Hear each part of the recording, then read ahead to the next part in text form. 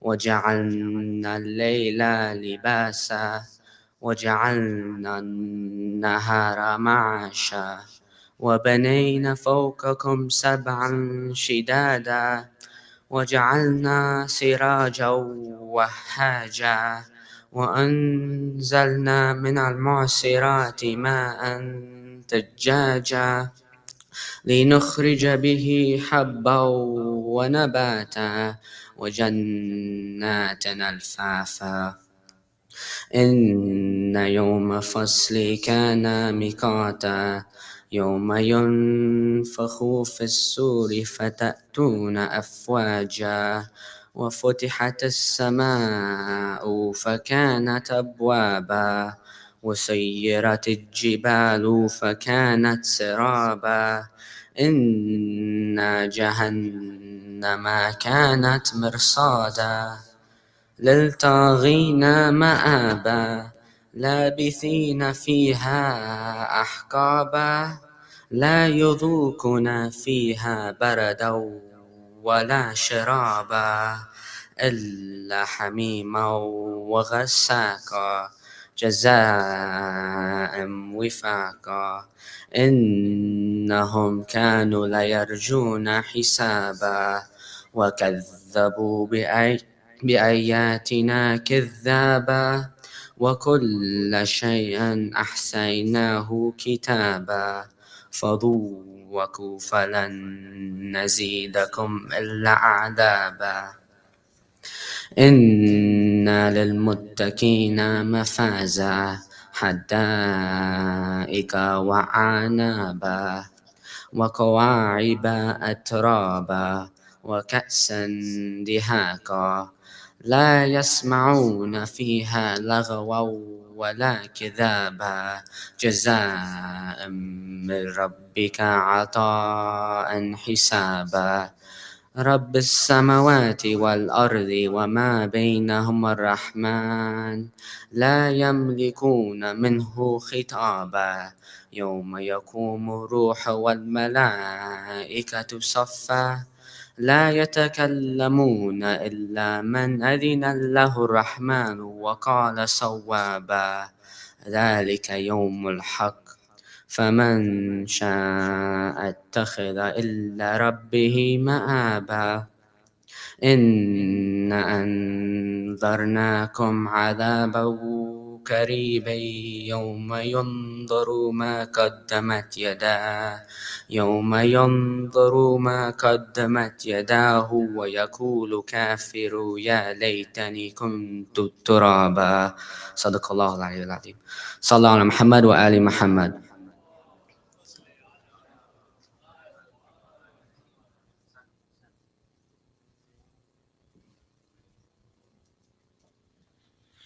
Ahsan, mashallah. Let's say thank you to Brother Muhammad with loud salawat.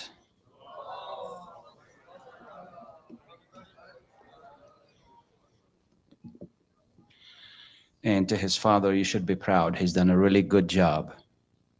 There's nothing better than seeing our children up here reading the Holy Quran. When we're reading the Holy Quran, who is talking?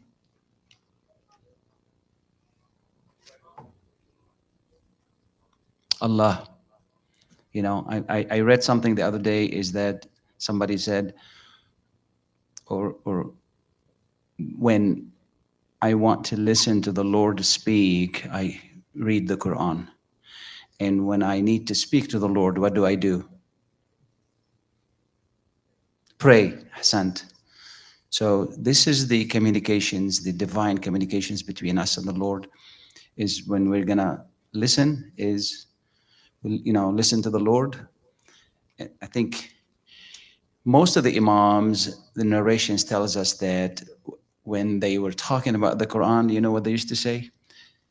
I heard the Lord says this and I heard the Lord says that. سمعت الله يقول. And this is what the Lord said. Yesterday, Imam Elahi mentioned this, is that when the Quran is being read, we need to listen. And this is something very important.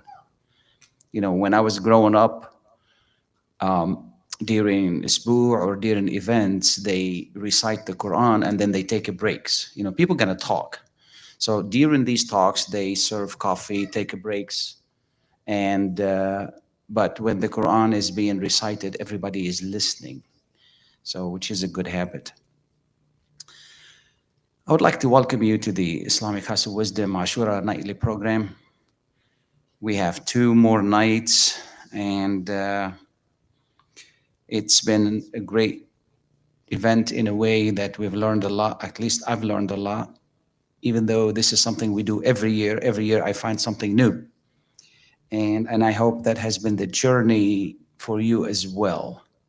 I just have a few announcements. Some of them you've heard if you've been here before.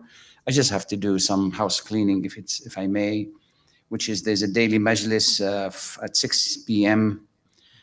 This is a youth run by majlis for the youth. And every night after the program, there is a Jama'ah prayer in which everybody comes together in prayer with Imam Elahi. There is going to be a youth cabin camp on July 25th to 27. And if you need more information, talk to the office. They'll give you more information on that. Follow Islamic House of Wisdom on social media, Facebook and such. Also invite friends and family to follow Islamic House of Wisdom. The more we spread the word, the more deeds we can earn. Kids ages 2 to 10 should be upstairs. This is why they took the effort to put an upstairs program, so the children between 10 and 2 be upstairs learning, hopefully. Children are children, so they're just going to do what they're going to do. It's important that we leave the room for the adults to learn. And other kids should be here learning as well, and I hope that everybody is learning. Can anybody tell us what have you learned during a few days that we've been together? That something that stuck to your mind the most? You learned something new about Ashura, about Imam Hussein?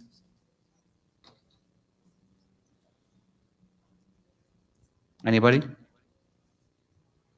I'm sure most of you did, but you're shy to really, talk about it. I was thinking about it the other day here's one thing I was thinking about is, I was reading that they did offer Imam Hussein a lot of money to pledge allegiance to Yazid. Imam Hussein said no.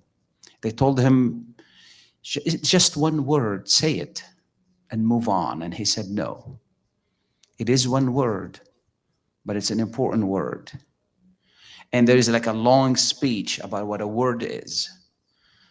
And I'm sure some of you may have come across this video on social media where an Egyptian actor, I forgot his name, I think Noor Sharif, talking about it and giving it really good play and talking about how important the word that, and what Imam Hussein is talking about is this is what he believed in, what he believed in.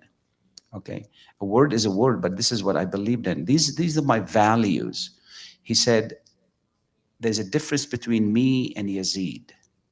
Okay, there's a difference between good and evil, and good does not submit to evil. And these are decisions we face every day. Maybe not to that magnitude. Nobody is asking us to, do and die, but we make decisions every day in our lives that are important decisions, that are good versus evil, that are, important decisions. What do we rely on? What are the guidance there?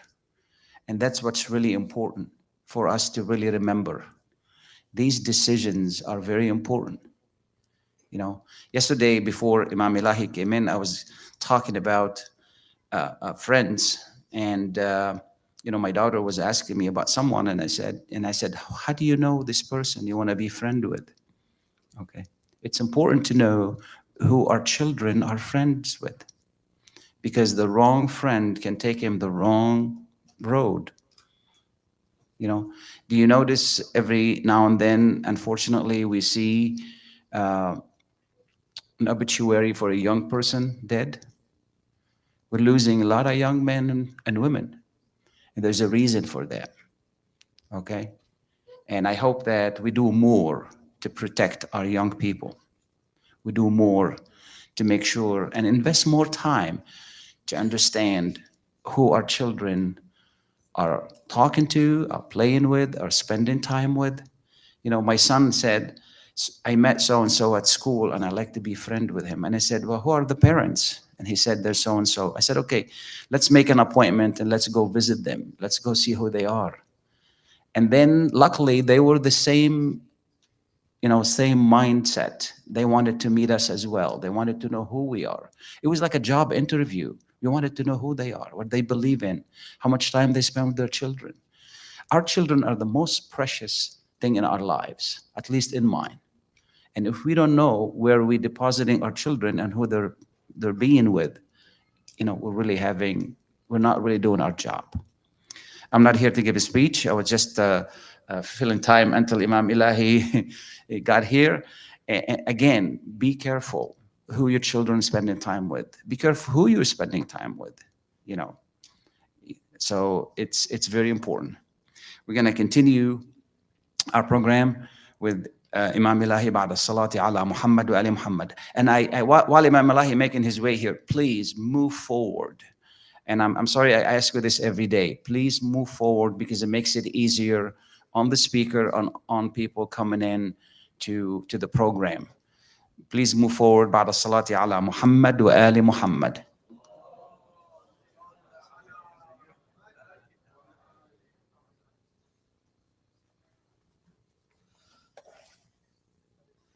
Thank you, Said Khalil. I'm not going to ask any more to come forward because I did it in the past.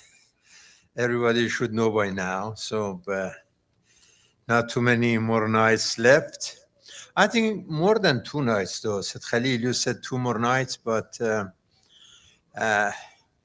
we had the desire from some of our friends to continue till because Sunday is Ashura.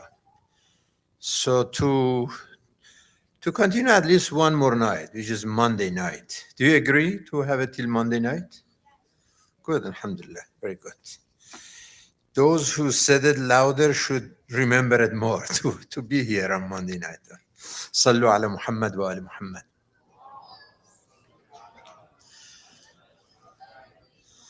Bismillah ar-Rahman ar-Rahim. Laylatul Jum'ah, tomorrow is Friday, and tonight is the night of prayer. يا دائم الفضل على البرية يا باسط اليدين بالعطية يا صاحب المواهب السنية صل على محمد وآله خير الورى سجية واغفر لنا يا ذا العلا في هذه العشية. السلام عليك يا قاسم بن الحسن. السلام عليك يا قاسم ابن الحسن أيها المظلوم الشهيد وابن الشهيد. جعلنا الله معك ومع قافلة الشهداء معك، وأعد الله لقاتليكم عذابا أليما.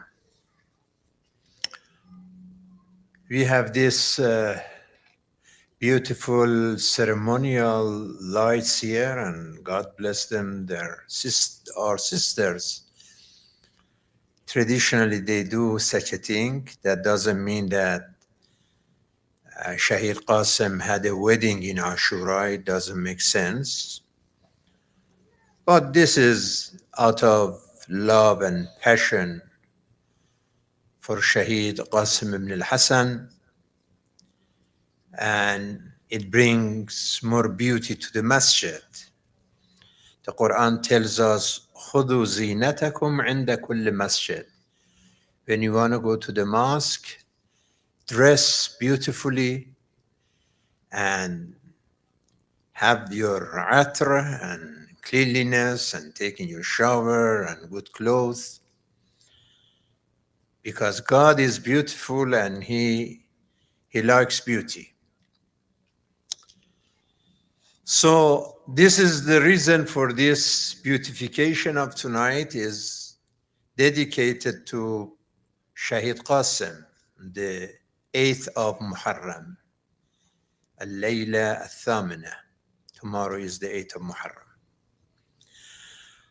My focus tonight, as I promised, the family, because when we talk about Imam Hussein and also the Quranic guidance, the Ahl Bayt guidance, one of the most fundamental feature in the Quranic teachings and Ahl Bayt teachings is family. And it's interesting that when Imam Hussein left Medina a day before that, when he met with the governor of Medina, Walid ibn Utbah, the first thing that Imam said after was asked by the governor to show your, pledge of allegiance to Yazid, the first thing Imam Hussein said, he said, Ya Walid, inna ahl bayt al-nubuwah, we are family of the Prophet. Do you know whom you are talking to? The family of the Prophet. So that's the first statement that he mentioned about his family. You think that Ahl Bayt al-Nubuwwa, Ma'dan al-Risala, wa Mukhtalif al-Malaika is going to say yes to a corrupted and criminal, fasiq, fajr, killer like Yazid? Better you know my family, my background.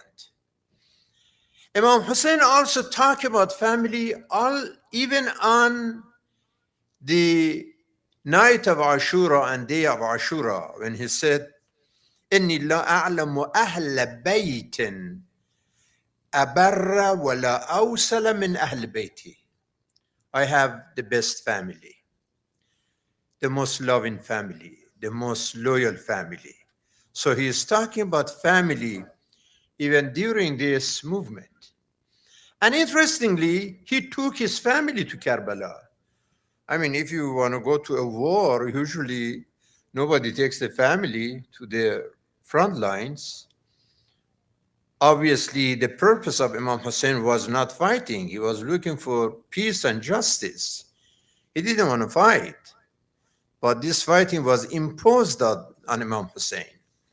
So he made it clear that I'm taking even my family with me to show to everyone that I'm not looking for fighting or killing anybody, but to bring faith and family values to the world. So the family of Imam Hussein is a good example of a Quranic family. And when you look at the Quran, the verses, especially Surah Ar-Rum, chapter 30 in the Quran, if you look at verses 19 to 25, there are 6 verses in Surah Ar-Rum that these 6 verses start with وَمِنْ آيَاتِهِ. Every verse starts from وَمِنْ آيَاتِهِ, one of the signs of God and wonders of God. For example, وَمِنْ آيَاتِهِ خَلْقُ السَّمَاوَاتِ وَالْأَرْضِ. One of the wonders of God, He created heavens and the earth. وَمِنْ آيَاتِهِ أَنْ تَقُومُ السَّمَاءُ وَالْأَرْضِ. The fact that these heavens and the earth and all these galaxies, they don't collapse. How come? Everything in the space and everything in the order, in the balance. Who keeps them in this order? This is one of the ayatullah. Then one of these verses of ayatullah is about family. وَمِنْ آيَاتِهِ أَنْ خَلَقَ لَكُم مِّنْ أَنفُسِكُمْ أَزْوَاجًا لِتَسْكُنُوا إِلَيْهَا وَجَعَلَ بَيْنَكُم مَّوَدَّةً وَرَحْمَةً إِنَّ فِي ذَلِكَ لَآيَاتٍ لِقَوْمٍ يَتَفَكَّرُونَ. one of the signs of God, that he created your spouse from yourself. How come many times people come, they make a marriage, katb kitab between them? They are from different countries. They were born in different countries. And even from different continent. How come male from one continent and female from another continent, and then they meet each other and they fall in love, and then they get married and they love each other the most? This is one of the ayat of God. This is one of the wonders of God. That's a litaskunu. Then you make peace and comfort and convenience and companionship. Litaskunu ilayha. وَجَعَلَ بَيْنَكُمْ مَوَدَّةً وَرَحْمَةً. He made love and mercy and compassion within these two individuals. And then لِقَوْمٍ يَتَفَكَّرُونَ, and this background to help them to reflect, to have understanding.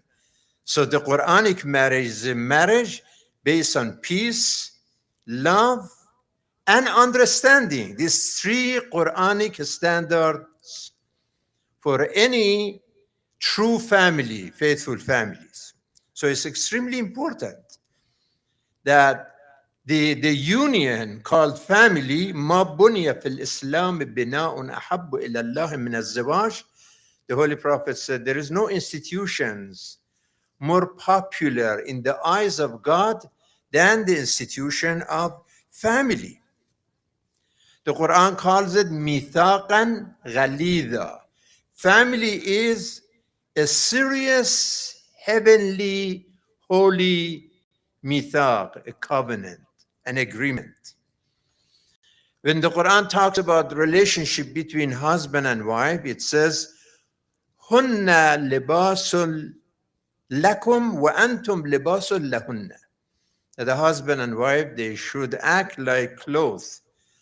When we dress, this is the closest thing to us, our clothes.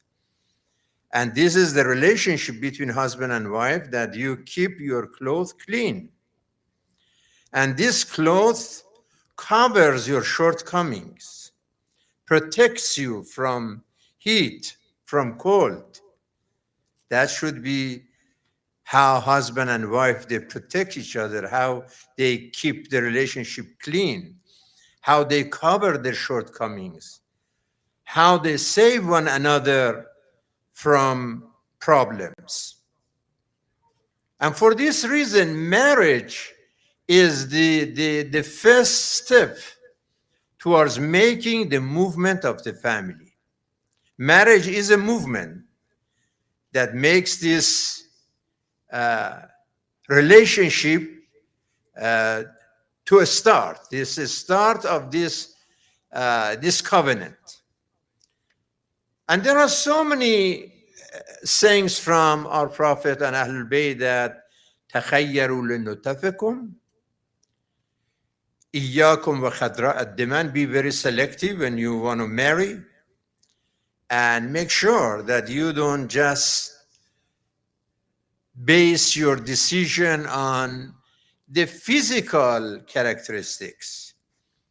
Because what if somebody is so beautiful, so handsome, but alcoholic and drugs and gambling and all of these things? I mean, you maybe the first day you like it, but when after a few days or after a few weeks, it's just horrible. If somebody said, "Oh, your wife is so beautiful," or "Your husband is so handsome," you hate it even to hear, because you don't see any beauty in it anymore. You don't want to hear about it because you don't see it anymore.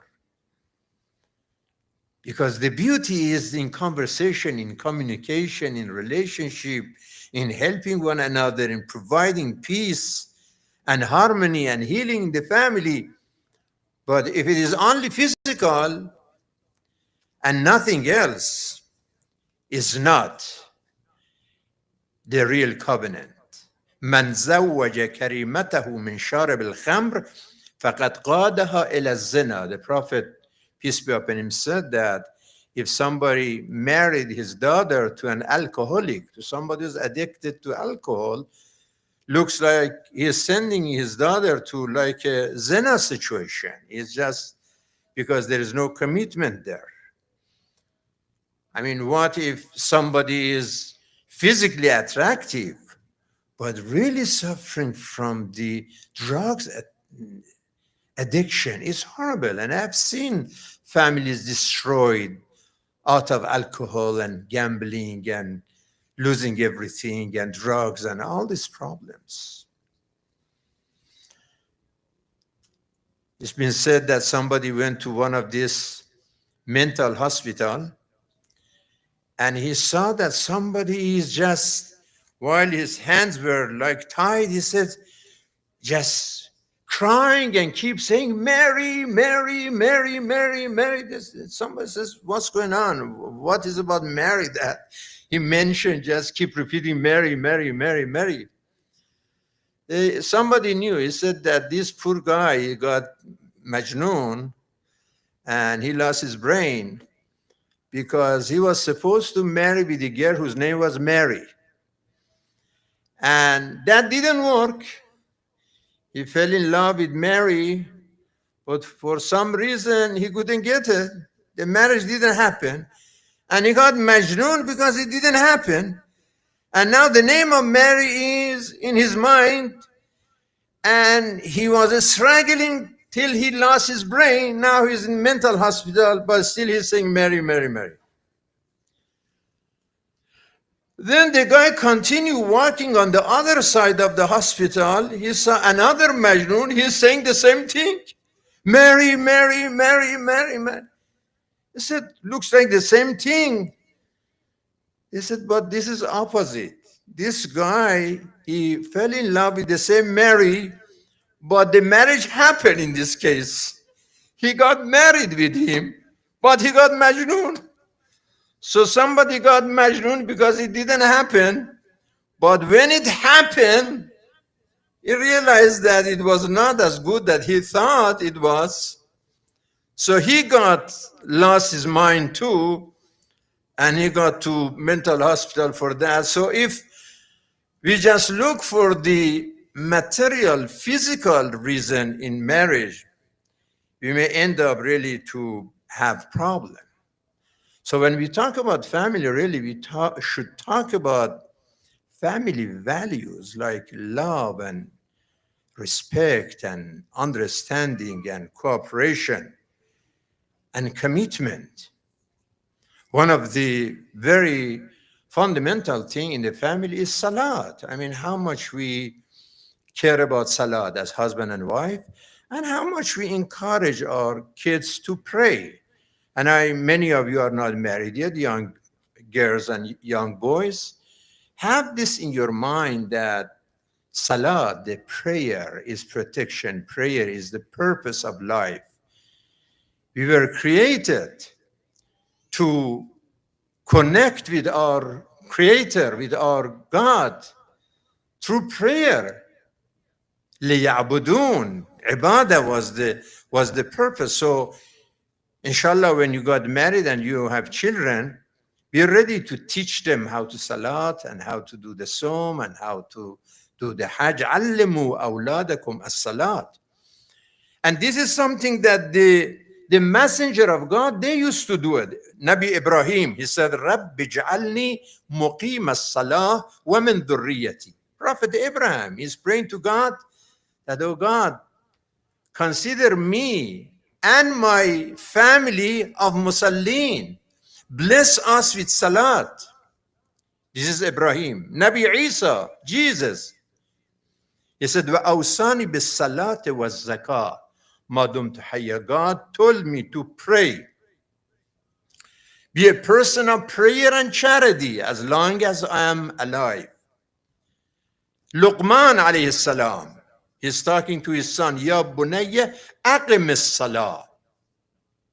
Iqamatul salat. And by the way, iqamatul salat means to establish prayer. It's not just to read the prayer, They're reading the prayer, but the mind is somewhere else. And some people are praying, and at the same time, they are reading their, cell phone and their messages and checking their WhatsApp and looking at the stuff while they are praying. No, full attention, niyatul salah. Prophet Muhammad, peace be upon him, وَأَمُرْ أَهْلَكَ بِالصَّلَاةِ وَاسْتَبِرْ عَلَيْهَا. God is telling him to bring this commitment, this prayer, importance of prayer to his family. There is a hadith from Imam Ali alayhi salam that if you are traveling on Friday, a day like tomorrow, make sure that you leave after Friday prayer. Make sure that you do your Salatul Jum'ah and then you travel if you can, because sometimes you can, it's emergency or whatever. But in normal situation, he is saying that make sure you go to Friday prayer and then you go to your trip. Last night I mentioned that the collapse of family, even in this country, in this state, in our neighborhoods. There was a day that Detroit was one of the most beautiful and richest and most powerful and the safest cities in America. It was one of those 10 top cities in the entire country. We didn't have all of these issues. And one of the causes of crisis in Detroit and in the country in general was the collapse of family values. When you have over 70% of kids in Detroit that they are in the single family, mostly with moms. Over 70%, that means the 70% of the children whether never came through a legal marriage, out of marrying, it just happened, or they married but they divorced after. 70%. Either live with single mom or single dad, not a family. And this is a very, very serious issues that then you see there's the drugs and alcohol and jail and hospital and cemetery and gun violence and mass shooting. You know how many mass shootings so far in this country? Hussein Charara was talking about suicide. I mean, this is a high number. They're talking about 30, 40,000 people who die just because of suicide, that they kill themselves. That is horrible thing. That is like an earthquake. Hundreds of mass shooting just this year, 2025 so far in this country. So because if there is no stable and firm foundation of the family, and the kids get to the poverty and then to drugs, and then they go stealing and then violence, and they ended up being in the hospital or being in prison or being in a cemetery. It's just a mess all over. How to save it? A strong family. So Imam Hussein alayhi salam is talking about family values. The Quran is talking about family values. قُوا أَنفُسَكُمْ وَأَهْلِيكُمْ نَارًا. The Quran is saying that save your families from fire, nar jahannam. Not on nar jahannam in Yawm al-Akhir. No, the nar jahannam in this world. Like drugs is nar jahannam, alcohol is nar jahannam, gambling is nar jahannam, violence is nar jahannam. You have to replace this with family values. So what are family values? As-sidq, right? Honesty. What else? Al-mahabba, love. What else? Thiqa, trust, yes, that's a good word. Ihtiram, like respect, yes. What is it? What is I can hear? Charity, yes, mashallah, mashallah, mashallah. That's a good word. Tomorrow we are going to talk about charity, right? That's a good, you remind me a good thing. Mashallah, good boy. We are going to have, inshallah, be ready for tomorrow night. That's Friday night, just a night before, because Ashura is on Sunday. So we have a night before tomorrow night and Ashura. And we want to dedicate tomorrow night to charity for this beautiful gym athletic center that you are going to have soon. Hajj Ahmad, God bless him, he told us that if we are okay in our payment, he is going to finish it in 3 months. Yes, Hajj Ahmad, you said that, right? In 3 months? Inshallah. Thank you. Sallu ala Muhammad wa ali Muhammad. So what are some other family values? One of the things that I tell the couples anytime I make a marriage, I talk about patience. You know, impatience is one of the causes of destruction of family. When somebody is not patient, just little thing, let him talk for a few minutes, let her talk. Sometimes we don't have to tolerate. The moment one of the couple, they want to talk, open his mouth or her mouth, all of a sudden, let him finish the word, let her finish the word. And no patience, can't wait till like few seconds. Impatience is a problem. I advise the couples to compromise.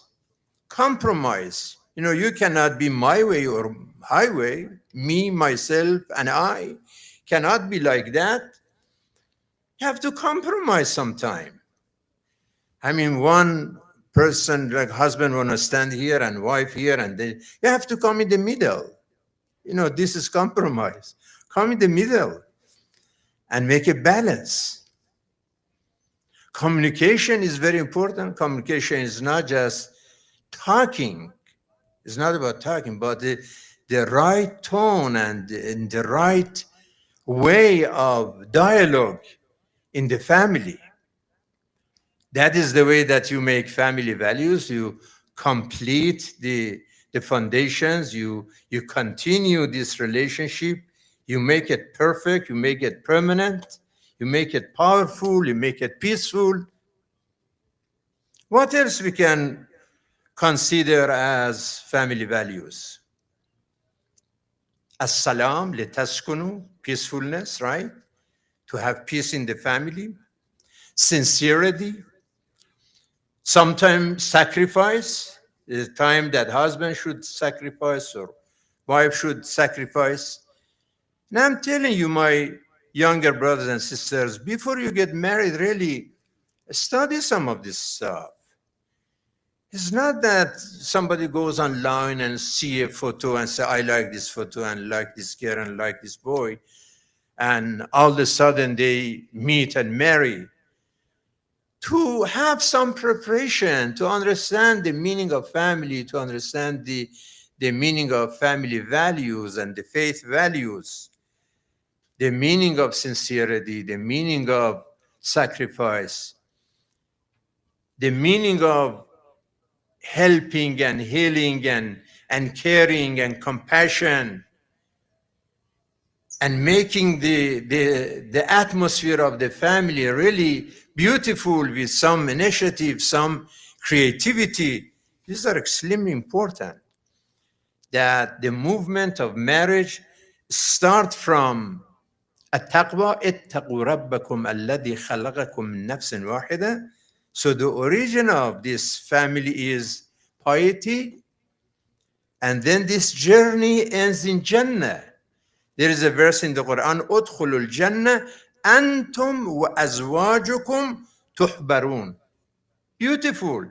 That get inside the paradise, you and your spouse. Wow. If your marriage is a heavenly marriage in this world, then you are heavenly and you are together even in heaven.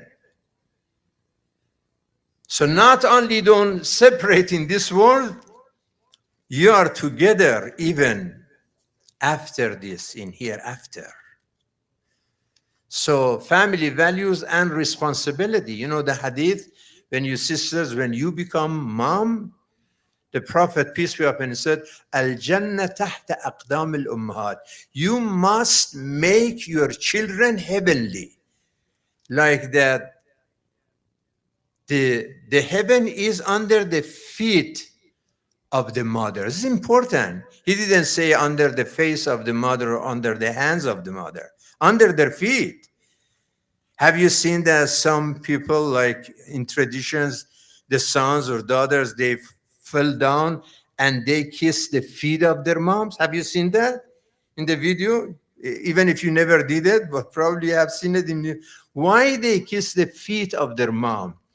Because they believe that the heaven is under the feet of their mom. And when they kiss that area, they are kissing heaven directly. That's how important to be a good mom, mothering. I know that some sisters, they want to have job and they want to work outside, and they have children. For example, she has one child or two children, put in the daycare and going to work. And at the end, when I ask them how much you earn from, how much you get an hour, and when you put it together, it almost the same money that they pay to the daycare. And I'm saying, really, it's worth it that you just get this and then you pay to daycare. Maybe you stay with the kids better not to have job at all and doing the job of the mother. And the Quran says, yes, the mom should be تحت أقدام الأمهات. Mothering responsibility is not to have only children to be a good mom and a good dad. عاشروهن بالمعروف, that you deal your wife with ma'ruf, with kindness. And both of husband and wife making this parenting and making a generation that they are musallin, they are sa'imin, they are hujjaj, they are generous, as this boy said, they are charitable, they are beautiful, they are sincere parents. The hadith said, the Prophet, وَيْلٌ لَأَوْلَادَ آخِرِ الزَّمَانِ مِنْ آبَائِهِمْ. فقيل يا رسول الله من آبائهم المشركين. It's a shame of the آخر الزمان of the parents. And somebody said, Ya Rasulullah, is it like they are pagans, they don't believe in God? قال لا من آبائهم المؤمنين. They are Mu'min. So what's wrong with them though? He said, لا يعلمونهم شيئا من الفرائض. They don't teach their children the fara'id, what is wajib, what is haram, what is mustahab, what is makruh, what is mubah. You don't teach them. وَإِذَا تَعَلَّمُوا أَوْلَادُهُمْ مَنَعُوهُم. When the kids themselves try to learn, they don't encourage them. وَرَضُوا عَنْهُمْ بَعَرَضٍ يَسِيرٍ مِنَ الدُّنْيَا. All they care, just go to a school, get degree, have a job, get money. That's all they care. Whether he prays or saw him, they don't care about this wajibat. And the Quran says, قُلْ إِنَّ الْخَاسِرِينَ الَّذِينَ خَسِرُوا أَنفُسَهُمْ وَأَهْلِيهِمْ يَوْمَ الْقِيَامَةِ. Who are the losers? The Quran doesn't say those who lose some money. Doesn't talk about material.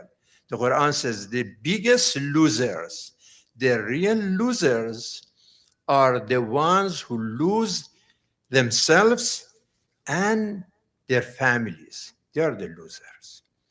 And that's why Imam Hussein was a real winner, because he saved his family. He said, tomorrow I'm going to go and I'm telling you, استعدوا للبلاء. Be ready for the test. It's a testing time. وَاعْلَمُوا أَنَّ اللَّهَ حَافِظُكُمْ وَحَامِيكُمْ. But I tell you that God would protect you and save you. Just be patient.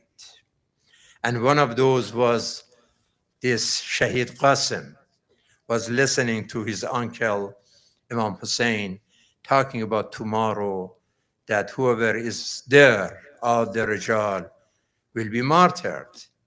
And Qasim raised his hand, Uncle, does that include me? And Imam Hussein said, what do you think? كيف الموت عندك? What do you think about death? Imam wants to test and tell us. Imam knew Qasim, but just to make this confirmation so the history would hear about that. He said, what do you think about death, Qasim?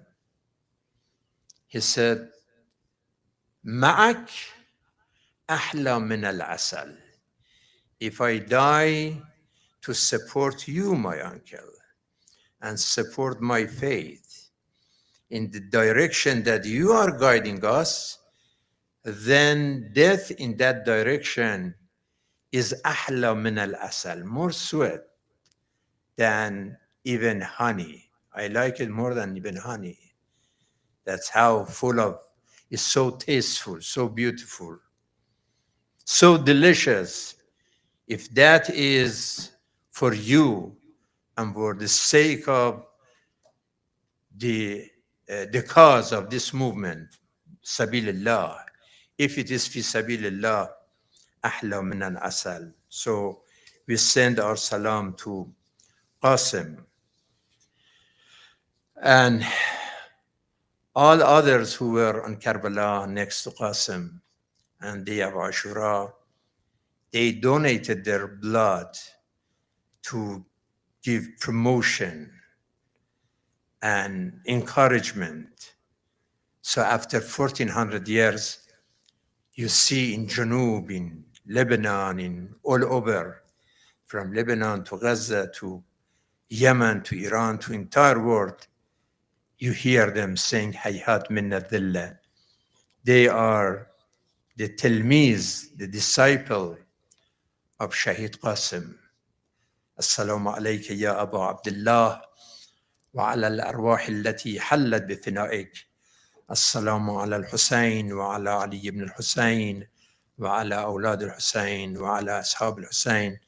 I know that we all enjoyed the lectures of Brother Hussein, whether he's talking about the family or talking about friends, talking about the school or education or akhlaq, whatever, something from reality of his experience with our community. Let us listen to another wonderful lecture from him.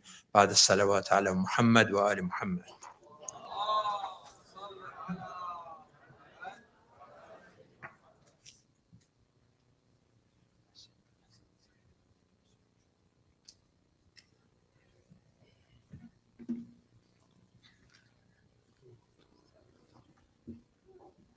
أعوذ بالله من الشيطان الرجيم. بسم الله الرحمن الرحيم. All praise be to Allah, the Lord of the worlds. May His peace and blessings be on our beloved Prophet and His Immaculate Ahl Bayt. Salawat. So, before I begin, and Shaykh Elahi's words made me, 5 lectures came in my mind. So there's some things I'm going to share before I begin. But there's a website called Hujah Kids, and it's going to go up on screen. It's started with Sayyid Ali Alhakeem, and it's actually even had background check from Sayyid Sistani's office as well. So what it is it's ages for 4 to 11, and it's the practical way, because if you bring your kids between 4 to 11 to lectures like this, they're going to get bored. You know, even my cousin, he decided to spend about $50 million to do a Hollywood-style movie for Karbala. 50 million, and much of it was his own money. You know, he sold his company for 500 million, and it needs to be done. And he's integrated a lot of things: Quran recitations, animations. There's constantly updating new videos. Try it. It's a week for free. And after that, it's only $499 a month. Then after that, it's, and every additional kid, it's $2.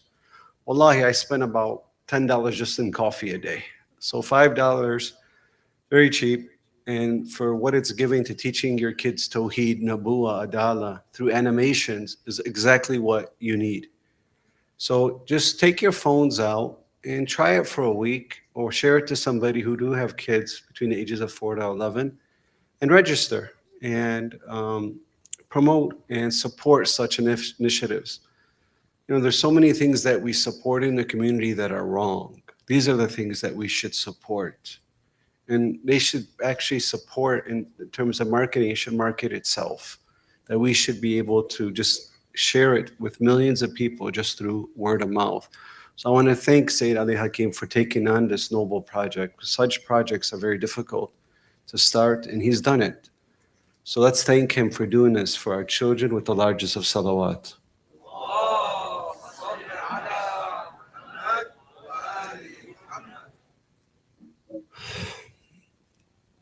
Sheikh Elahi spoke about families, motherhoods. I'm going to speak a little bit about that. I'm going to tell you what love is, and I'll tell you how I counsel. I learned what love is through my mother. I didn't know my father. I wasn't too close to him for the first 27 years of my life. And then when he came into my life at that age was a very pivotal moment. But then he became ill. He had a stroke, and I saw the way my mom's pain was in her eyes, where visiting hours didn't apply to her. My mother doesn't sleep out of the house. I'll beg her to come sleep with the kids, or come. My mom's very strict. For 1 month, she never left the hospital. That's what love is. For 1 month, she never complained. For 1 month, she was planning, when he comes home, we'll get the bathroom ready for him, the showers ready, preparing. And he would get better, he would get worse. And then we get a call at 2 o'clock in the morning. I call my mom, we have to go. It was just me and my mother in the hospital bed. And I look at my father, and he went through, because he had the catheter put back in his throat. You could tell he was very sad. And I said, do you think you're ready to leave? Because he went through so much trials. And my father was very independent. And then the doctors came and said, he'll be okay. And I saw the heart monitor go down, because the nurses came to try to save him. And then they stabilized him. And I looked at him, I said, he's ready to go. Because he nodded, he stood up. And I asked him, are you ready to go back to your Lord? He stood up. And I was the only one in the room with him. And then the nurse came in, she was shocked. Then his heartbeat started going down. Then I called my mom. The nurse said, he'll come back up. I said, no. And then when they told my mother that he's left this world, that cry, that pain, I'll never forget it. So I ask you, when you're ready to leave this world, how many people will miss you like that? Salawat. I've never spoken about my father. There's a sister who came in. She got referred, and I do a lot of marriages, and sometimes I do. Mothers call me, begging me, please talk to my daughter. I don't want her marrying this person. And we give them advice. So she comes in, and she wasn't dressed the best. I said, what do you want to be? She goes, I want to be a supermodel. I said, okay. What's wrong? Why were you referred to me? She said, well, everybody tells me this person is bad to me. I said, how is your relationship with your father? She says, I don't like my father. He keeps pushing me away from this person. So I gave her a relationship test. How is he out of 0 to 6? Is he open and communicative? Oh, he's only a 1. I can't stand him when we have problems. How is he in resolving conflicts from a 0 to a 6? A 1. Open, 1. Closeness, overall satisfaction, 2. So out of a possible 30 in a relationship, you've attracted a 5. So every time you look at him, I want you to look at a 5. I said, do you want to know why you've attracted a 5? I said, why? I said, because you're a 5. You're no different. The way he's towards you is the same way you are towards your father, and you don't appreciate your father. So Allah gave you, because Allah doesn't give you what you want, brothers and sisters. Allah gives you who you are. I said, how dare you lower your scale just because of some lust? What Shaykh Elahi was talking about. We fall in love with the glitter of this world. and yet you're willing to betray your own father? So I did the same relationship test with her father, and the father was over a 25. She realized, what am I doing? I met with her one more time. She came in modestly dressed, happy. She says, that person that I thought was so beautiful, I couldn't even talk to him anymore. He's so ugly. He's a 5. What was I doing? I said, you saved my life. And she went from wanting to be a supermodel to a real estate agent, and she became it. How? It's the way we perceive things and appreciate things. But my mother that day taught me where our values should be. Salawat.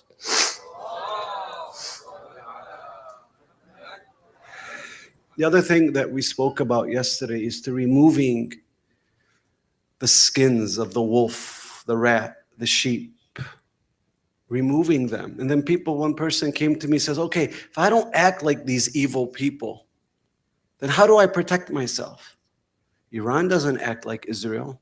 They protect themselves. They follow the ways of Ahl Bayt. They're okay. And I say, the way you protect yourself, look at the story of Prophet Musa. His mother was worried. Why was she worried? Because a soothsayer came to Pharaoh. Soothsayers can tell you the truth. You know, some psychics that come, be careful of this world because it could be mixed with black magic. So please, if you're doing any type of psychics, they may be right, but it's because of your energy right now. What if your energy changes tomorrow? So be very careful. There's a undercode in our community that go to psychics. Don't do such things. By the way, if you want to get rid of negative energy, just recite the last 2 ayahs of Surah Baqarah. Anyways, Prophet Musa's mother was worried. They were killing the firstborn. So the army came, you know the story, put it in the river in the basket, right? And you would think, oh, I'm never going to see this child. But she didn't do it her way. She did it Allah's way. She didn't act like a wolf, like a rat, like a sheep. She acted Allahly. So what did Allah do? Pharaoh was trying to kill the firstborn. Allah says, you're planning? Watch this plan. I'm going to put the firstborn in your house and you're going to raise it. And the firstborn wouldn't be, Prophet Musa wouldn't feed from any woman.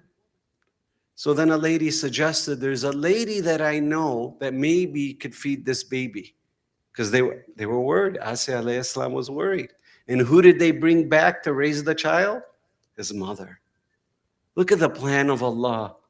That's why, brothers and sisters, if you want to get married, don't do it the way of the West. It's the ways of Ahl Bayt. What does Allah say? Somebody who's got a conscience. So this is what you do. And then we'll begin the lecture. If you're ready to get married, you write down 4 qualities that you want. What's the number 1 quality? It's not hijab or no hijab. It's not prayer or not prayer. It's none of that. It's wisdom. Don't marry a stupid person because they can practice Islam. But if they're ignorant and foolish, you cannot, because as soon as somebody comes with a suggestion, they follow them. And we have a lot of that in our community. So the number 1 criteria is wisdom. The other one is gratitude. You check, how are they with their parents? How are they with their Lord? The other is compassion. So then you write it down. Wisdom, compassion, gratefulness. And then all that you do is you wake up, you look at those 3 things, and you ask yourself, out of a scale of a 0 to 10, how much am I those things? I've gotten a lot of people married just by this way. Don't get married your way. Do it God's way. But whoever you want to marry, make sure you are that person first. Because if you're getting married and you're in a place of hurt, place of resentment, God help the sisters who are getting married to somebody that they know their parents are not going to accept. The bala that's going to happen. Don't do that. When I got married, my mother thought I was going to marry a Lebanese from Vintage Bell. She was so certain. And when I came and I said I want to marry a revert, everybody told me, your mom will not accept. I even had Sayyid Hassan Kazwini come to me and says, even if the Imam returns, I don't think you could get your mom to accept for you to marry a revert. I said, the Imam is here, inshallah, if it's khair, but I had a condition. I don't marry my wife unless my mom accepts. Do you know who was the person that helped me get my mom within an instant to accept the marriage? It was my father. Because my mother had a soft spot for my father. And when my father met my wife, he ended up having a soft spot for her. And now my wife and my mother, I think, are closer than I am with my mother. Look how Allah plans. Salawat.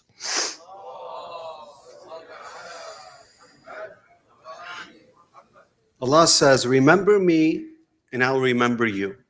And that's the point. When you're asking yourself, am I wise? Am I compassionate?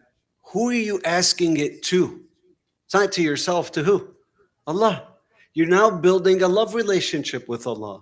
What did Imam Khomeini, Allah Rahamu, say? At night, how did you do? Did you fall from grace? How were you with your prayers? Were you grateful? How were you with your mom? Do you know what's scary after the age of 35? Do you know why most people don't smile? Because they don't do this. Imagine watching a movie every day, the same movie. Would you be very bored? Why? Because there's nothing new. You notice when you're a child and your parents say, come on, we're going to Cedar Point, you get excited because there's something new. How about the people that are over the age of 35? There's nothing new. Why? Because from 35 to 80, they stopped reflecting. What did the Prophet say? Gain knowledge from the cradle to 40 or to the grave? To the grave. So now you ask Allah, bring me something new. But for Allah to bring you something new in your life to be excited about, what do you have to be? You have to be something new. You have to change. Otherwise, you start getting angry with life, just like watching the same movie. Well, how do you do that? It's reflection. You wake up. I don't care how old you are. You look at yourself at night and say, how was I today? How did I do? Did I speak back? Was I belittling to my kids? Did I act a way that follows the way of Netanyahu and not the way of Ahl Bayt? And that's something you don't do once a month or during Ashura. When do you do that? Every day.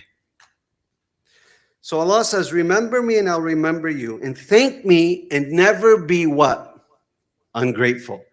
Because any setback you have in life is a setup for something bigger. Because right now, your life isn't for this world. It's for what? For the next.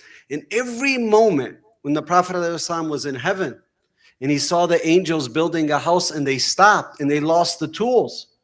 They said, what happened? He said, well, the tools went away. He said, why? Because that person was about to go towards sin and he's still contemplating. And the only way the tools will come back and manifest so the angels could build the house is if they do the good deeds. Brothers and sisters, heaven isn't tomorrow. Thinking, oh, tomorrow I'll be ready. It's right now. You're creating it from moment to moment. Your barzakh exists right now. By the way, you could pray to see your barzakh. By the way, and if you do pray for it and you see it and you're not ready, it could actually have reverse effects. So you don't pray for something that you're not ready for. So the Prophet said, you're creating it from moment to moment. That's why you reflect and say, oh Allah, I need to make sure I marry a spouse that helps me to build that day. Because you look at the person and your friends and ask yourself, are they preparing themselves for heaven? Or are they being sneaky and sly? Are they acting like rats? Are they conniving? Why do you think your parents have very little friends? Because they filtered it through. Salawat.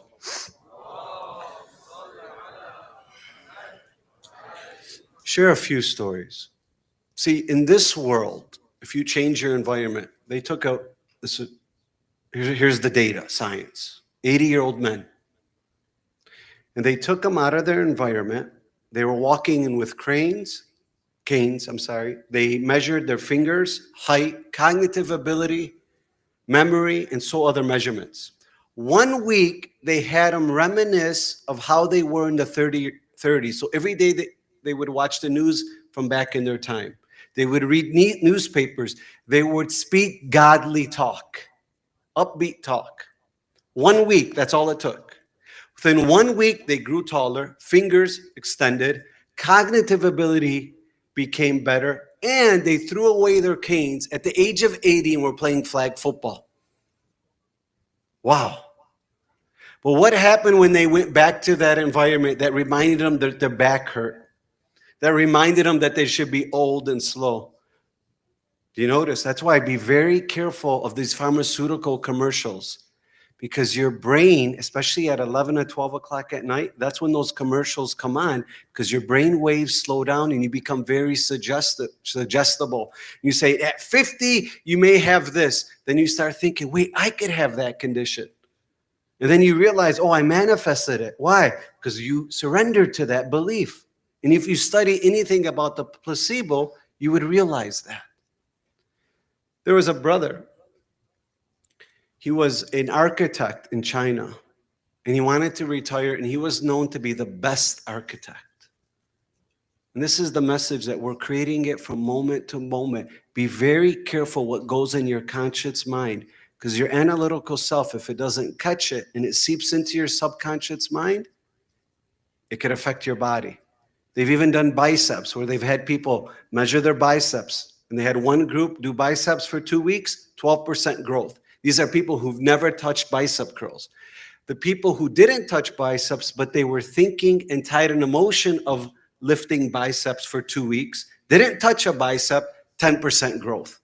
So how did they grow their biceps just through thought alone? And scientifically, we know that's possible. SubhanAllah, look how powerful you are. You know, everybody thinks about the placebo. Every drug study has to be told you have to be measured with a placebo. And then you give them a sugar pill, you tell them it's a Motrin, it's the same effect as the Motrin.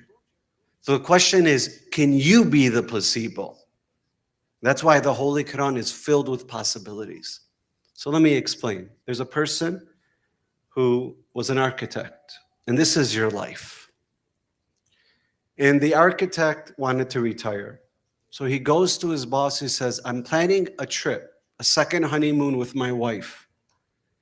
Can I want to retire. The person said, okay, but I need you to do one more job. Said, no, we planned it, and if I do this job, I have to postpone. Says, can you do one more job for me? He said, sure. He did it, but he didn't do his best. He was rushing. It's very fast. He got secondary contractors. Nothing was the best. So then he finishes. And he goes back to his boss. Now do you relieve me? He says, one more thing. He says, please, I want to go. The boss says, one more thing. So he opens up his desk and gives him a box. He opens up the box and there's a key. And it was the key of the house that he built. And the boss said, as a gift from me to you, I allowed you to build your own house.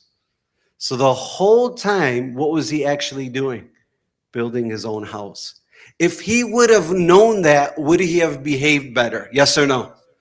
That's why when we die, we are realizing, oh, it's not the cause and effect reality. It is all Allah. What did I do? Why didn't I listen to my parents? And the angels would say, remember, we showed you the signs that that person was bad for you. We showed you the signs that that situation was bad and you didn't walk away and you were angry. Well, guess what the angels will show you? Your other reality of where your life could have gone. That's why it's called the day of regret. Ask yourself right now, is there anything that you're doing right now that your future self would be upset by? Anything. And then guess who you tell about that to? Nobody but who? Allah. It's nobody's business. You know, you're not supposed to complain to people. Only to Allah, unless you need help. And when you need help, you only just say enough. Your secrets are between you and Allah. Can you imagine if Allah exposed our secrets? Do you know we would look at everybody completely different? You would look at me different. Ya Allah, you know, it'd be very hard for you to listen to me speak if you expose my secrets and if I expose yours. Allah doesn't do that. Allah says, not only do I forgive you when you change, I tell the angels to wipe it out so they don't even bring it up on the day of regret. But you have to start reflecting now. every day and say, how can I be better? And oh Allah, show me a sign. And I swear to you, how it happens when you write down who you want by you being that person, and how Allah brings somebody in front of you, you'll realize that there's no doubt that it's Allah that brought this person. And then you get married, and now there's no tension, and now you're raising your kids, you're going to work, but then you also realize we get to do something greater than ourselves as a purpose. Brothers and sisters, I have with Hajj Hussein about $40 to $50 million of projects. And it's not me, it's all Allah. We've never asked anybody for help. We've always asked Allah. When we first started, we needed about 300,000. I asked Hajj, how are we going to get the money? Ask Allah. 2007, person comes into the camp and says, I'm walking around, he says, oh, this is why God sent me here. He says, I wanted to go on an Alaskan cruise. My family wanted to come to Dearborn. I didn't want to come to Dearborn. I did istikhara, if I'll go. And the ayah that came, never before did I see it in my life. I'm like, why am I in Dearborn? And somebody told me there's the only Muslim camp in the country. I come visit it. This is why God sent me. He looked at Hajj Hussein. He says, not one time did you mention money to me. How much money do you need? He told them. And then there was another brother who came. Hajj Hussein told him how much money you need. He said, I need $500,000 to finish dining hall. He sent him $500,000. A day later, he sends him another $1 million. He says, I know that's not enough. There was one time I held a check for $2.2 million. And I'm thinking, never asked, Allah brought. You know how all of that happened? Because I married the right woman. Now imagine, these projects are like breathing to me. My family's like breathing to me. Now imagine I married a woman that had to make me choose between that and this. I wouldn't be sitting here today, because I would have had to compromise for the sake of my family. That's how you look at the person you're about to marry. Not only for this life, you look at her, will she help me build my akhirah? When I'm in my deathbed and God forbid something bad happens to me, will she do what my mother did and not leave my bedside? Brothers and sisters, that's what love is. Abu Dhar, this person asked Abu Dhar, tell me, give me advice. He says, knowledge is vast. He says, give me one piece of advice. He says, don't hurt the people that love you. He says, why would I hurt somebody that loved me? He says, because people love themselves, yet they disobey Allah and hurt themselves all the time. Don't be such people. Brothers and sisters, look at your relationships. The satisfaction of your life is the satisfaction of your relationships. If you want to marry the right person, I don't care if you're 13, 14, 15, you prepare it now. But you fix your relationships now. If you have broken relationships at home in any way, I promise you, you're going to end up having broken relationships. You know, there's a famous story everybody knows in Lebanon, where a father was reprimanding his son, and the son slapped him. 25 years go by because the son was bigger than the father. 25 years go by, the son inherited the father's home. Now he has a 16-year-old son. And now his son is bigger. And he reprimanded him, and his son got up and slapped him. And the father looked at him and he said, you know, I did the same thing 25 years ago in the same chair to my father. And I never asked for forgiveness. Now I will. Brothers and sisters, there is karma in Islam. But what is the karma? Whatever goes around, comes around. But it doesn't happen to bad people. Bad people like Netanyahu, no karma. Allah leaves them. It only happens to good people for the chance that you wake up with your karma. That's the karma in Islam. Salawat.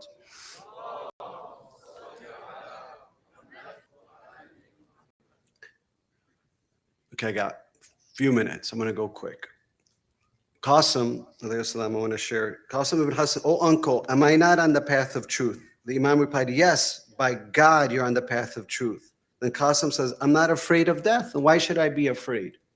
How do you make sure you're not afraid of death? Is you live good in this world. Abu Dhar said, the only people that are afraid of death are the people who live bad in this world. So one of the ways to making sure that you wake up so you could think like Qasim is write things down. I'm going to give two stories with your permission, Sayyid.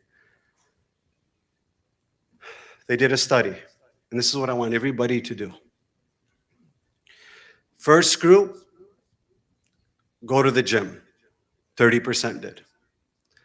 Second group, go to the gym and come and be motivated, just like coming here. You come here, you get motivated, hopefully you go back and change. Well, the people that were motivated and told to go to the gym, first group, 30%, just go. Second group, motivated and go to the gym, guess how many went? 30%, no change. So coming here does nothing for you if you don't do the third group. If you don't take a tool. Third group, 90% went. What was the difference? Motivated, told to go to the gym, but wrote down when and where they were going to go. What was the difference? They wrote it down. We have a famous person in our community, Dave Abdullah. Dave Abdullah used to go on Oakman savaging for clothes. And when he would go to school the next day, his friends would be like, that's my shirt. Where'd you get my shirt from? And they wouldn't know that when on Oakman, that was like the rich place where all the families would live, people would throw away clothes. So he would go and look for clothes. They didn't have anything. So then his friends imagine the next day, this is where he came from. My point is, he became one of the best real estate agents in the world. And he came from nothing. So what's your excuse? So then he became an accountant, very smart, very analytical. But then he wasn't fulfilled. And he wanted to go into real estate. But he needed to get trained. He maxed out his credit cards. His wife was going crazy. How are we going to pay our bills? But guess what he did every day? Two things. First is he would go to work, get trained. And after he would go to work, he'd go and visit his mom every day. No matter what, number one. And he still does it till this day. And I'm ashamed that I don't do that. You know how, okay. The other that he would do is he would take 2 showers a day. Remember, he wasn't selling any houses. And he would write on the shower, #1 in Michigan. And in the shower, he would write it down every time, the things that he would do. And he would close his eyes and envision it. If I could envision my biceps to grow, if I could envision throwing away a cane at 80, can you envision a future success through the help of Allah? Yes, you are supernatural. And he's such a motive. When he comes to our school and speak to the kids, he says, I've sold now over $1 billion. But at the time, nobody believed in my potential. But I believed in Allah. He says, I'll go to the Lions game. And one thing that I do, and everybody makes fun of me, I don't care where I'm at. If it's prayer time, I stop right there and pray. Because I know it's 2 things that made me gain my success, was my prayer and me visiting my mother. Brothers and sisters, start writing down the things that you need to improve about yourself. Write down habits, look at it every night and say, how did I do today? Because when you remember Allah, Allah says, I remember you, don't be ungrateful. How things happen after that, it's not for you to decide. You know how simple Islam is? Follow the Sharia, promote what's good, avoid the evil, focus on a few things. Everything else that happens is Allah decides. That's why the angels look at us, say, why are you worried about that person that betrayed you? Why are you worried about that person that hurt you? Why are you worried about losing some money? That money is not yours anyway. It's all Allah's. And the angels are looking at us saying, what weird creatures. Because they know all we have to do is go to Allah and speak to Him. But where do we need to speak to Him? From the heart. Can you be sneaky and speak to Allah? Could you be mischievous and speak to Allah? No. Just change a few characters. Brothers and sisters, my daughter asked me today, said, Dad, imagine if you did this every day. You know, because she knows I speak a lot throughout the year. I said, then what would I speak about? Islam is not a religion where you read in a book, come to the people and preach. Islam is a religion that you should learn from two types of people. People that have gained knowledge, applied it, and it's worked, and gained success, or somebody who's gone through hell, overcome it with the help of Allah, and they come and talk about it. That's it. How do I know that? The Prophet didn't speak for 40 years. What did he do? It was all action. And then when he spoke, what did the people say? You are the truthful one. You are a Sadiq. We believe you. Even if I tell you there's a caravan behind this mountain, whatever you say is truthful. So for 40 years, no speaking. 23 years, 10 years, 13 years isolated in Mecca. Last 10 years, 8 years in battle, 2 years of speaking. What we've done is we've flipped the sunnah, where we speak more, action less. And I don't believe in that. So brothers and sisters, I'm not a preacher. I don't even believe in motivational speaking. And I proved it to you. But I do believe that it's worked for me. And that all you need is the Holy Quran and the ways of Ahl Bayt. And I promise you, once it happens to you once, your life will change. But change something. If it's a relationship you got to get out of, if it's a habit you have to change, or just starting to pray on time, whatever it is, change. Because Allah will give you not who you are, not what you want, but who you are. So as we commemorate Qasim, alayhi salam, I've been saying alayhi salam, remember Qasim had no doubt in what's to come. That's the message that we have to live. Sallu ala Muhammad wa ali Muhammad.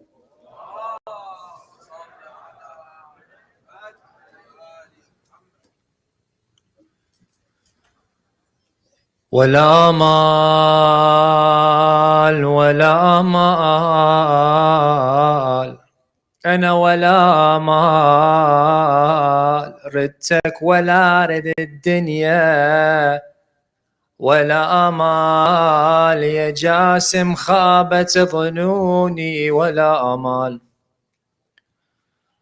ولا مال تحضرني لو وقع حملي وإذا مال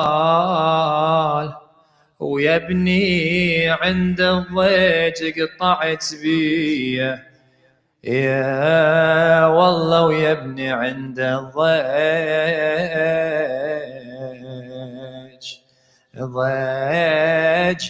قطعت بيه. Al-Qasim, he goes to his uncle and pleads for him a chance to go into the battlefield. But his uncle refuses. Imam al-Hussein refused for him to go. And Al-Qasim, distraught, went to sit at the entrance to the tents and began to weep. His mother came forward and asked Qasim what was wrong. The young child explained to his mother what had happened, to which she reminded him of a letter which his father, Imam al-Hasan, had told him to open in a time of extreme necessity. Al-Qasim opened the amana from his father, reading it. Assalamu alayka ya ibni ya Qasim. Peace be upon you, my son Qasim. When the day comes where my brother Hussein stands on the battlefield alone, you too must go fight and defend him. Qasim rushed towards his uncle with the letter. He bent down and began kissing the feet of Aba Abdullah. Look at how excited this 13-year-old child was, ready to defend the Imam. At that moment, he would be granted permission to go and fight the enemy of Allah. He tells Imam Al-Hussein, I have a letter for you to read from your brother Al-Hassan. Remember, Al-Qasim is the one who said, death is sweeter to me than honey. The Imam takes the letter and begins to read it. He recognizes his brother's handwriting and starts weeping. Al-Hussein lifts Qasim and hugs him whilst weeping, until the Imam lost consciousness. Once the Imam regained consciousness, he requested that some garments be brought to him. Al-Hussein reaches into the case and removes the imama of his brother Imam Al-Hasan. He wrapped it around the small body of Al-Qasim as if it was a kafan, and sent him to bid farewell to his aunt Zainab and his mother Ramla. Qasim resembled his father so much. I ask, what was the reaction of this poor child's mother as he approached her? Did she recognize her son, or think it was Imam Al-Hasan who has returned? Did Zainab think her brother had returned? The ladies rushed towards Qasim, hugging him, kissing him, embracing him, as if his mother from behind, departing her sons. For you and bride I just did find, how can you leave me behind?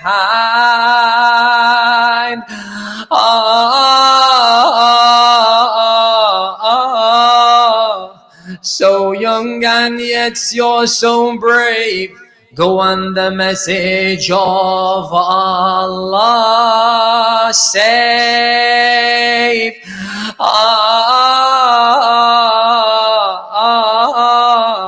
He bid the women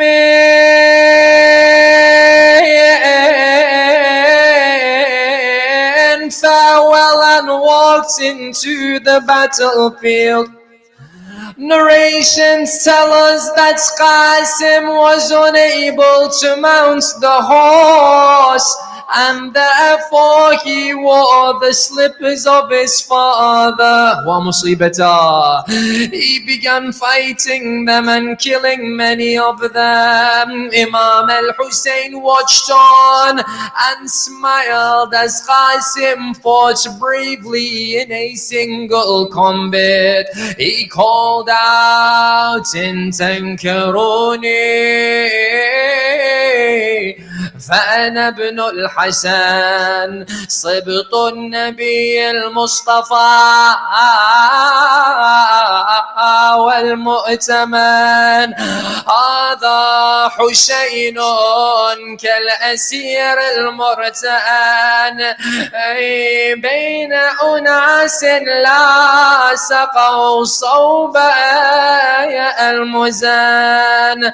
أجركم الله. If you don't know me, I am the son of Hassan from the progeny of Al-Mustafa and the pure ones, and this is Hussein whom you have treated like a prisoner, seizing around him. Al-Qasim managed to overcome many of the tyrants, including the high-ranking fighters from Syria. A time came when the enemy forces retreated, and Qasim noticed his sandal had come open. Wa waylah, He bends down to tie his sandal, and the enemy surrounded him. One of the men from the army of Yazid came forward saying, regardless of the beauty of this young boy, I will fill his uncle with grief over his death. May the woe of the Arabs be upon me if I do not kill him. Ajarakumullah. At this time, Al-Qasim, as he stood up after tying his lace, he was surrounded by a group of men, and before the young boy could stand up and defend himself, approached a man and struck Qasim on top of his head with a sword. وَسَقَطَ عَلَى الْأَرْضِ. At this time, Qasim fell to the ground calling, Amma,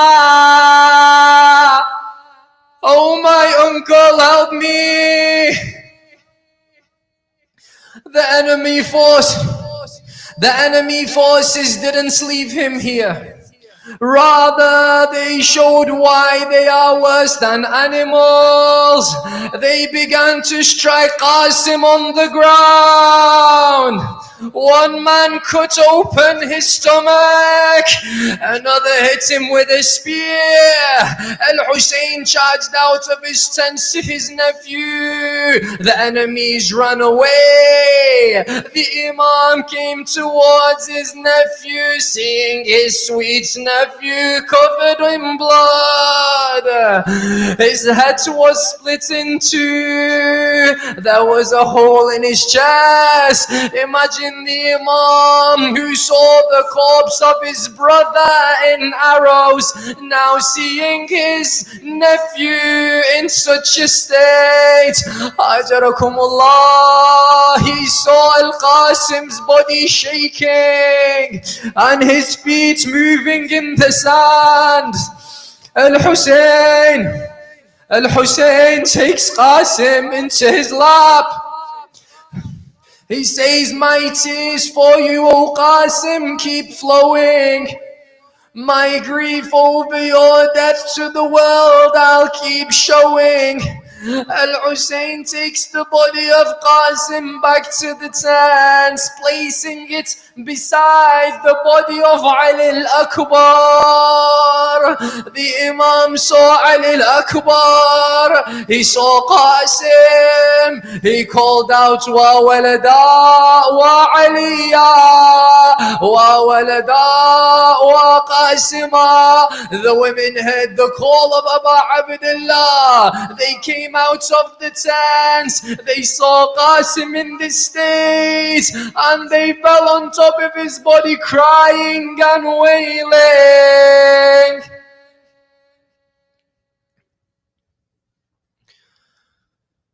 يوم ذكريني من تمر زفت شباب من العرس محروم حنتي دم المصاب يوم ذكريني من تمر زفت شباب من العرس محروم حنتي دم المصاب شمعة شبابي من يطفوها حنتي دمي والجفن دار التراب يوم ذكريني من تمر زفت شباب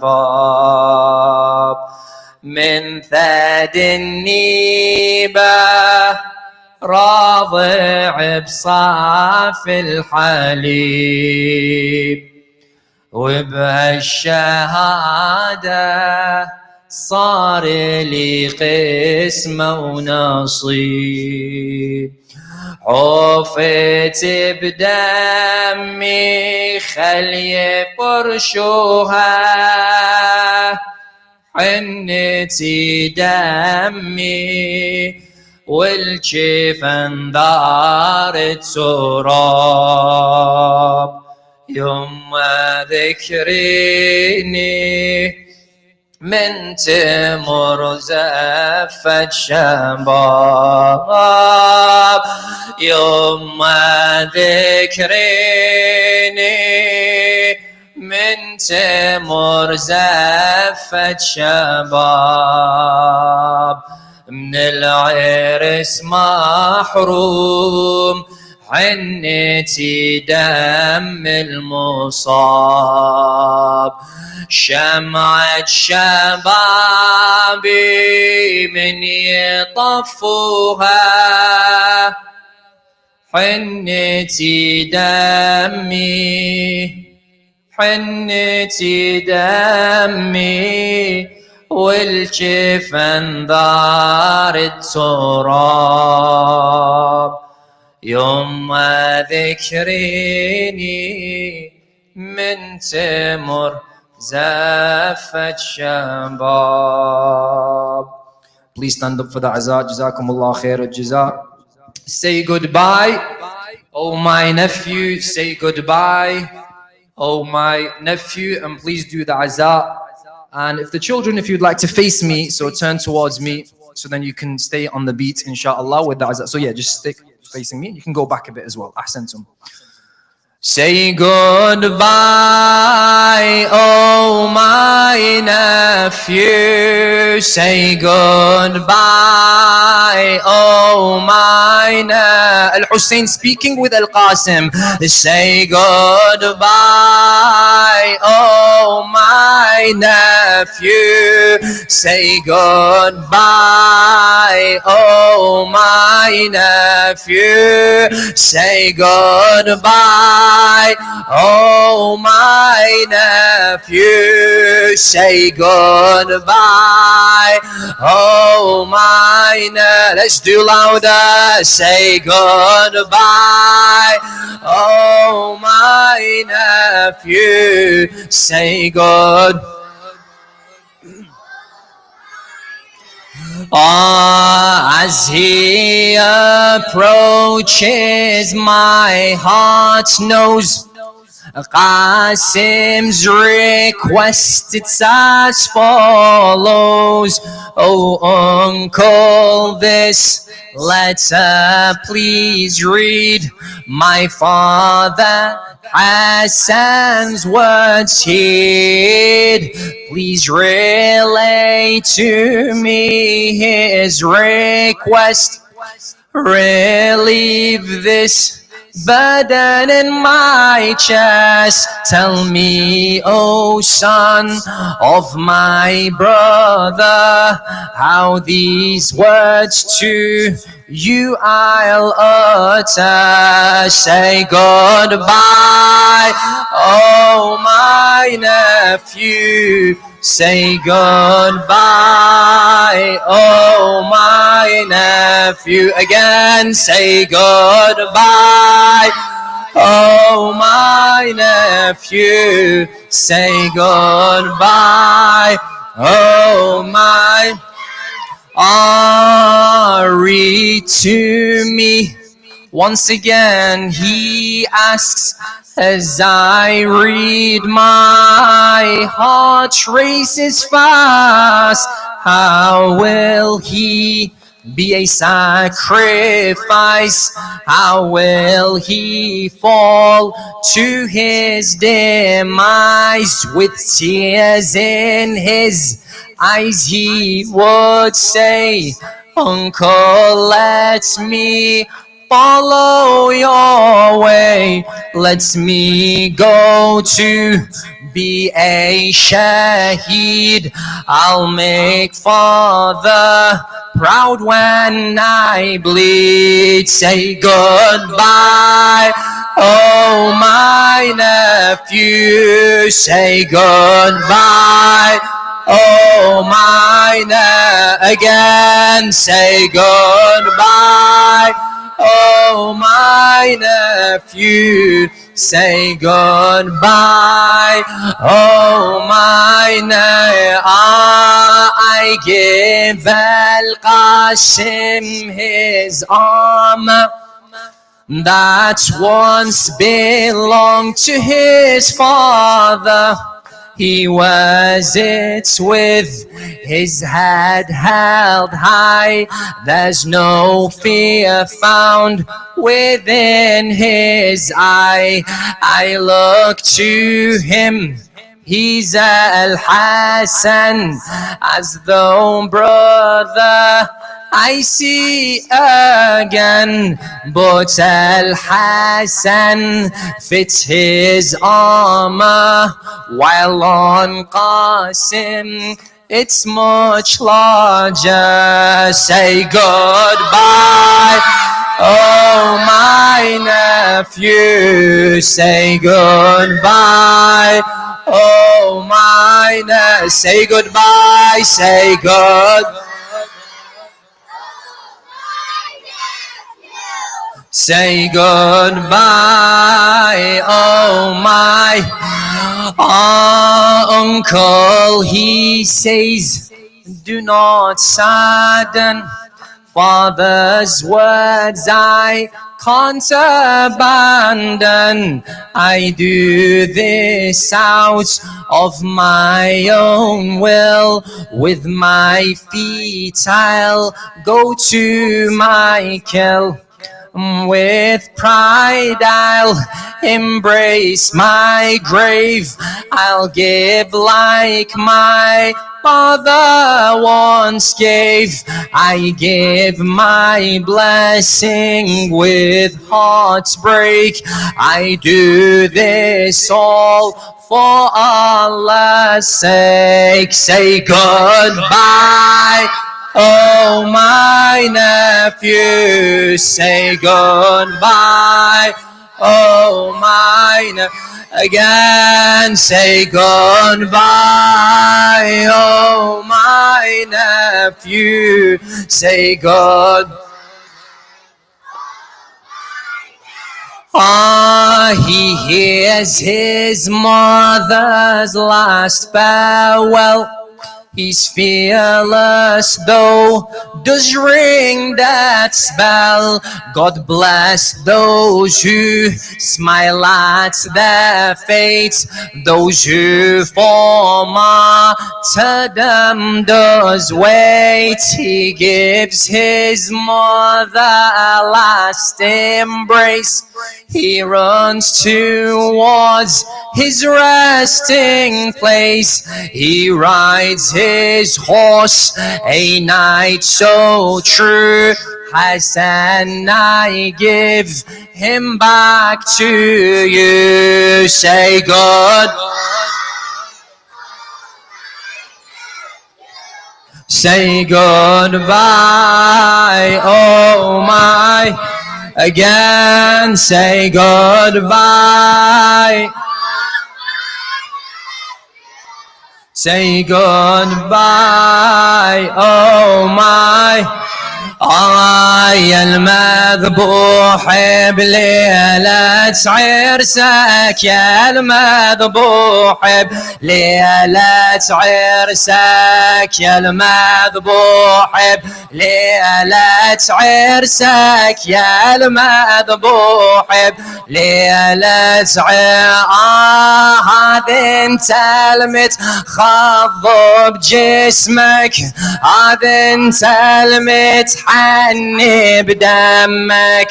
انا امك ما تنهض لامك، قوم انهض خل اسمع حسك، قوم انهض يا ابني وحاجيني، ما ريتك يا ابني تبكيني، يا ولدي وضحيت بنفسك، يا المذبوح المذبوح بليلة عرسك يا المذبوح بليلة يا من كنت دلالي وكهفة احسب ايامك متلهفة تعالج روحي بيوم الزفة وتلون من دمك لبسك يا لريحتي وما منك رجعة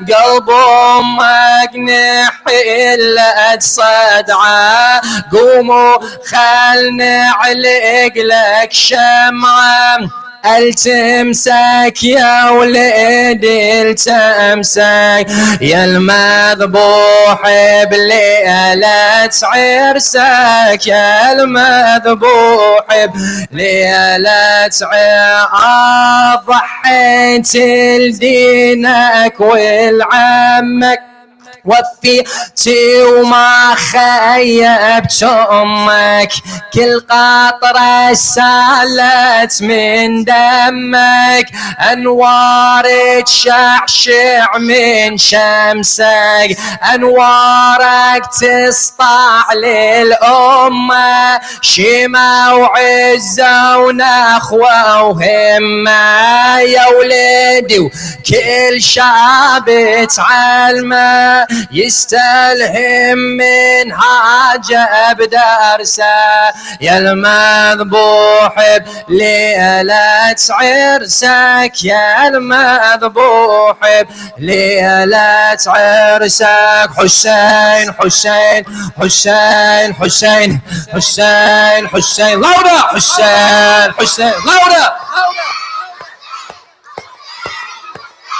حسين حسين حسين يا حسين صلوات. Jazakum Allah khair jaza. Again, to our dear mothers and fathers, if you would like your child to take part in Azza and other activities, we have hujjakids.com, inshallah, which we'd love for you to guys to join on Saturday, 2 p.m. We have a show here, which we'd love you guys to attend, inshallah. Please face the Qibla for Dua al-Faraj. Bismillahir Rahmanir Rahim. Allahumma kun li wali